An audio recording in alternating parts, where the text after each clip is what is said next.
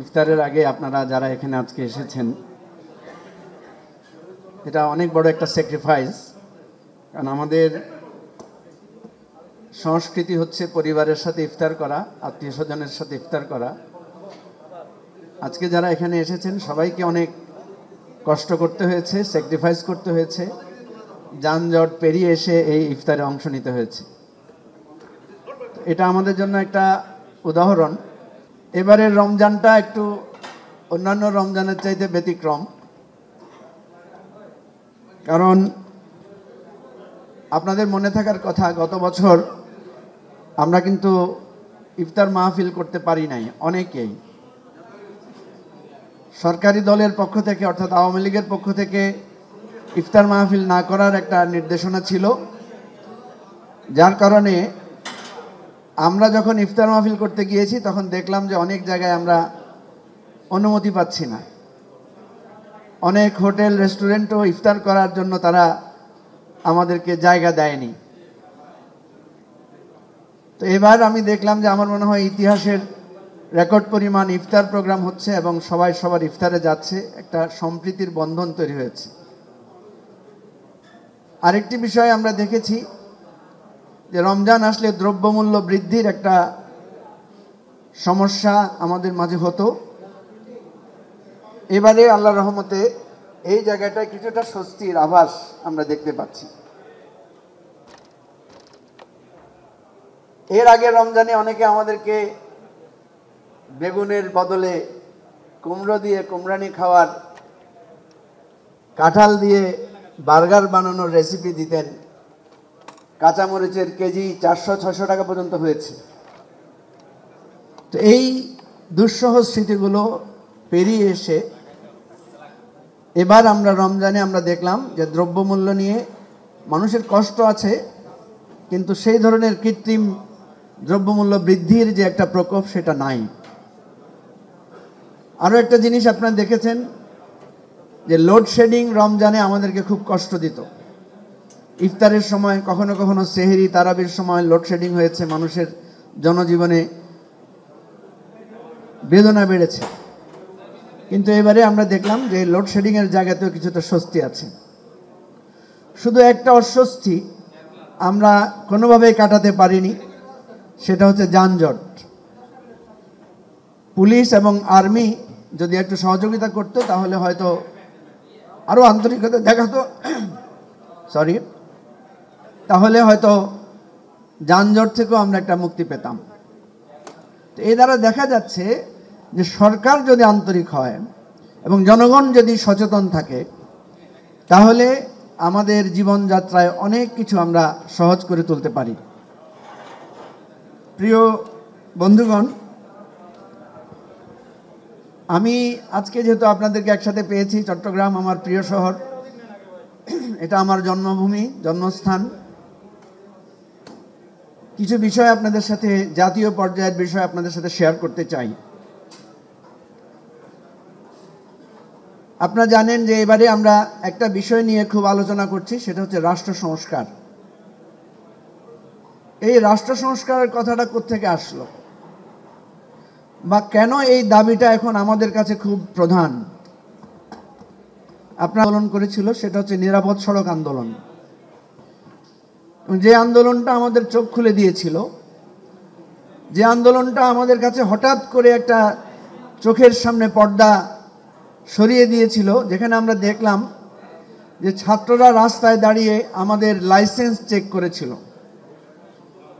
তখন আমরা দেখলাম যে লাইসেন্স শুধু ড্রাইভারের নাই তা না, আমাদের বিচারপতিদের গাড়ির লাইসেন্স নাই, আমাদের পুলিশের কর্তা ব্যক্তিদের লাইসেন্স নাই, আমাদের সরকারি কর্তাদের অনেকের লাইসেন্স নাই, ব্যবসায়ীদের, নানা ধরনের নানা পেশার সকলেরই দেখা গেল অনেকেরই লাইসেন্স নাই।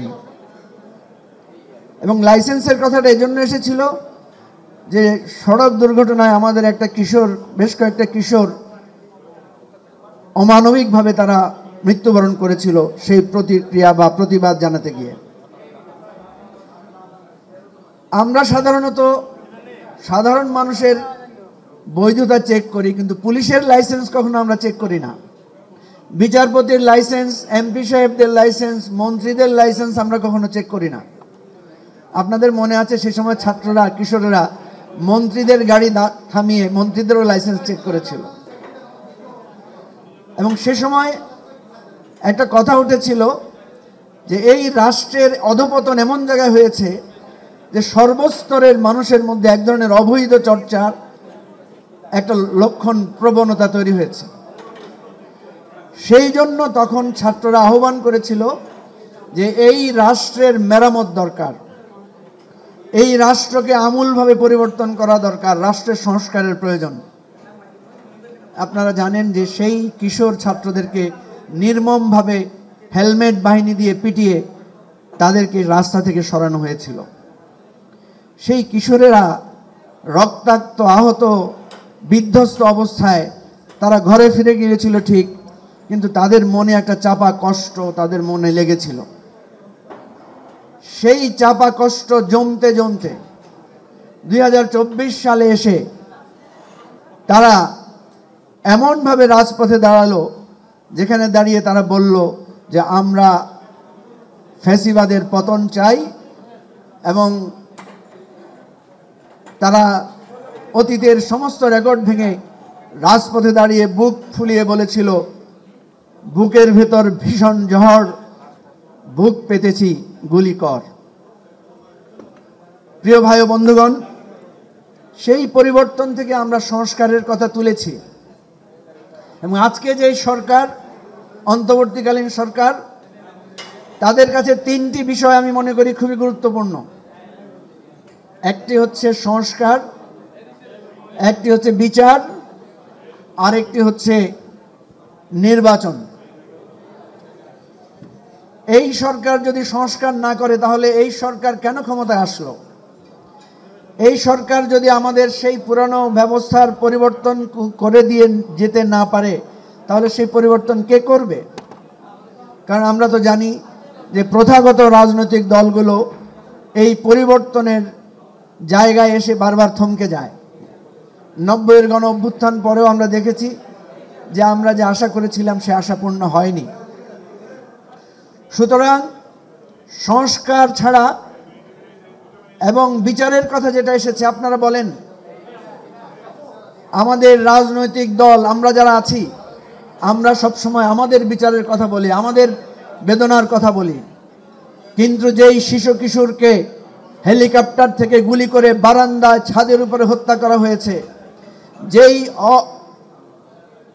নিরপরাধ মানুষগুলোকে মেরে পুড়িয়ে ফেলা হয়েছে, যাদের পিতামাতার পরিচয় পাওয়া যায় নাই এখন পর্যন্ত, তাদের রক্তের, জীবনের বিচারটা কে করবে? সেজন্য আমরা বলেছি যে এই সরকারকে একটা দৃশ্যমান বিচার শুরু করতে হবে এবং আইন শৃঙ্খলা পরিস্থিতিকে একটা স্বাভাবিক অবস্থায় এনে বাংলাদেশে ইতিহাসের একটা উল্লেখযোগ্য নির্বাচন দিয়ে বাংলাদেশকে একটা নতুন ডাইমেনশনে স্থাপন করতে হবে। যদি তা না হয় তাহলে আমাদের এই রক্তদান, আমাদের এই স্বপ্ন, আমাদের এই প্রত্যাশা ব্যর্থ হবে। কিন্তু আপনারা জানেন যে আমরা ইতিমধ্যে যথেষ্ট অস্থির হয়ে গেছি, আমাদের মধ্যে প্রচুর অস্থিরতা আমরা দেখতে পাচ্ছি। এখানে আমি অনেককে দেখতে পাচ্ছি, আমরা যারা এই সরকারের সময়ে বিভিন্ন সরকারি দায়িত্ব পালন করছি, বিশ্ববিদ্যালয়ের শিক্ষক থেকে শুরু করে, বাংলাদেশের প্রশাসন থেকে শুরু করে, জেলা পর্যায়ে, উপজেলা পর্যায়ে প্রচুর ভাইয়েরা আছেন, বোনেরা আছেন, যারা এই পরিবর্তনের মধ্য দিয়ে সমাজে তাদের স্বীকৃতি ফিরে পেয়েছেন। আপনারা কি জানেন, যদি সংস্কার না হয়, বিচার না হয়, যদি আবার পুরানো রাজনৈতিক বন্দোবস্তে আমরা থাকি, তাহলে 20-25 বছর পরে আবার ফ্যাসিবাদ ফিরে আসবে। এবং সেদিন আমরা, আপনারা যাদের এই আজকের সময়ে আমরা সংগ্রাম করেছি, প্রত্যেককেই আবার পুনরায় বিচারের কাঠগড়ে আমাদেরকে দাঁড়াতে হবে। সুতরাং আজকের দিনের উপরে দৃষ্টি রাখলে হবে না, ভবিষ্যতের কথা একবার ভাবেন। আমি এই সরকারের যত উপদেষ্টা, প্রধান উপদেষ্টা থেকে শুরু করে যত উপদেষ্টারা আছেন, যত সুবিধাভোগী পদধারী ব্যক্তিরা আছেন, তাদেরকে সতর্ক করে বলছি, যদি এই তিনটি কাজ আপনারা সুন্দরভাবে করতে না পারেন, ইতিহাস কাছে আপনারা ক্ষমা পাবেন না। 20 হোক, 25 হোক, 40 বছর পরে আবার ফ্যাসিবাদের উত্থান ঘটবে এবং আপনাদের আমাদের প্রত্যেককে সেদিন শাস্তি এবং বিচারের মুখোমুখি হতে হবে।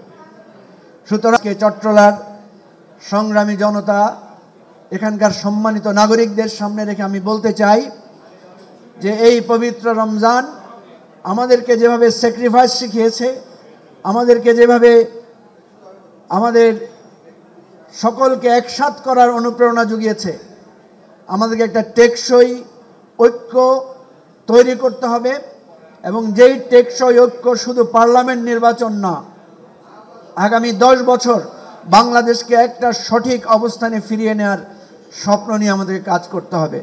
যদি আমরা শুধু সামনের নির্বাচনের বিজয়টাকে বিজয় হিসাবে দেখি, তাহলে এর পরবর্তীতে একটা ভয়ানক বিষাদ আমাদের জন্য অপেক্ষা করবে। সেই বিষাদ থেকে আল্লাহ আমাদেরকে হেফাজত করুক। আমরা যাতে জাতীয় ঐক্যের মাধ্যমে পরস্পর একটা সুন্দর বাংলাদেশ উপহার পেতে পারি, সেটাই আমাদের প্রত্যাশা। আমরা সেই স্বপ্নকে সামনে রেখে আমার বাংলাদেশ পার্টি, এবি পার্টি গঠন করেছি, যে পার্টির মূল নীতিই হচ্ছে সাম্য, মানবিক মর্যাদা এবং সুবিচারের ভিত্তিতে একটা কল্যাণমূলক রাষ্ট্র আমরা স্বপ্ন দেখতে চাই। এবং আমরা বলেছি ধর্ম কিংবা কোনো মতবাদের ভিত্তিতে রাজনৈতিক মতপার্থক্য নয়, ধর্ম এবং আমাদের মুক্তিযুদ্ধের চেতনা অঙ্গীকারকে রাখতে হবে জাতীয় ঐক্যের স্থানে। সেগুলো নিয়ে কোনো বিভেদ না করে আমরা আমাদের অধিকারের জায়গায় একটা ঐক্য তৈরি করতে চাই। যেমনিভাবে শেখ হাসিনার ফ্যাসিবাদের বিরুদ্ধে আমরা ডান বাম, উত্তর দক্ষিণ, ইসলামী অন ইসলামী, প্রগতিশীল সবাই মিলে রাজপথে সংগ্রাম করেছিলাম, রক্ত দিয়েছিলাম, সেই ঐক্যের কথাই এবি পার্টি বলছে এবং সেই অধিকারের রাজনীতির ভিত্তিতে আমরা একটা কল্যাণমূলক রাষ্ট্র গড়ব। সেই দাওয়াত আপনাদেরকে দিলাম। এবি পার্টির দরজা আপনাদের সবার জন্য আমরা খোলা। আমাদেরকে আপনারা পরামর্শ দেবেন, আমাদেরকে উপদেশ দিবেন, আমাদেরকে সঠিক দিক নির্দেশনা দিবেন। ইনশাআল্লাহ আমরা যাতে নতুন রাজনৈতিক বন্দোবস্তের একটা সাফল্য অর্জন করতে পারি, সেই দোয়া আপনাদের কাছে রইল। আসসালামু আলাইকুম ওয়া রাহমাতুল্লাহি ওয়া বারাকাতুহু।